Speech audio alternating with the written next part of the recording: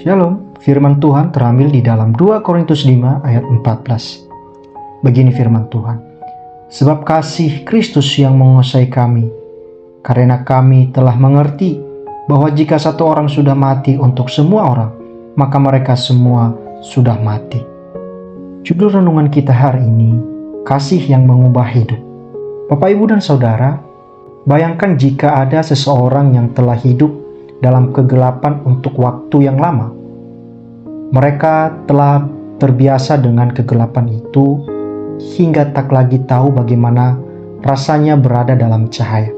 Suatu hari mereka melihat secerah cahaya dan tiba-tiba segala sesuatu yang gelap di sekitar mereka mulai tampak berbeda.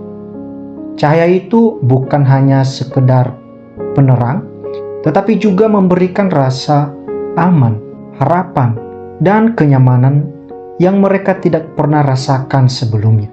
Begitu juga dengan kasih Kristus. Ketika kasih Kristus hadir dalam hidup seseorang, kasih itu seperti cahaya yang memimpin, mengubah, dan memberi makna baru dalam setiap aspek kehidupan. Hidup yang sebelumnya penuh dengan kegelapan dan putus asa diubah menjadi hidup yang penuh dengan harapan, damai, dan tujuan. Dalam 2 Korintus 5 ayat 14, di sini Paulus menyatakan bahwa kasih Kristus menguasai atau memotivasi dirinya dan rekan-rekan sepelayanannya. Kasih Kristus yang telah mati bagi semua orang ini begitu kuat sehingga mengubah hidup Paulus sepenuhnya. Walaupun Paulus dulunya seorang penganiaya jemaat, kini menjadi pelayan Tuhan yang setia.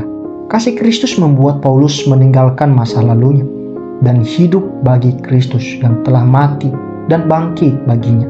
Ini menunjukkan bahwa kasih Kristus bukan sekedar perasaan atau emosi.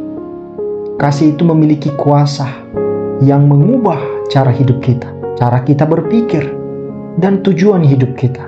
Kasih Kristus memotivasi kita untuk hidup tidak lagi untuk diri sendiri, tetapi untuk Dia yang telah memberikan segalanya bagi kita. Bapak, Ibu, dan Saudara, saat kita benar-benar memahami kasih Kristus yang tanpa syarat, hidup kita tidak akan sama lagi. Kita akan lebih rela mengampuni, melayani, dan mengasihi sesama tanpa pamrih. Ketika kasih ini menguasai hati kita, kita akan lebih berani menanggalkan sikap egois dan hidup dengan tujuan yang lebih besar, yakni untuk memuliakan Tuhan dan menjadi berkat bagi sesama.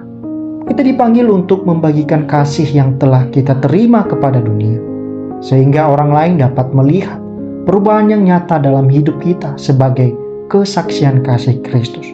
Kita percaya Yesus Kristus adalah pusat dari kasih yang mengubah ini. Kasih yang mengubah hidup kita bukanlah kasih yang bersumber dari diri kita sendiri, tetapi dari kasih Yesus yang telah menyerahkan hidupnya untuk kita. Kristus menunjukkan kasih yang sempurna dengan mengorbankan dirinya di kayu salib. Melalui kematian dan kebangkitannya, kita diubah dari status sebagai orang berdosa menjadi anak-anak Allah yang diampuni. Kasih Kristus menuntun kita untuk tidak lagi hidup bagi diri sendiri, melainkan bagi Dia yang telah memberikan hidupnya bagi kita. Ketika kita hidup dalam kasih Kristus, kita telah mencerminkan sifat Kristus dan memuliakan namanya. Tuhan memberkati. Amin.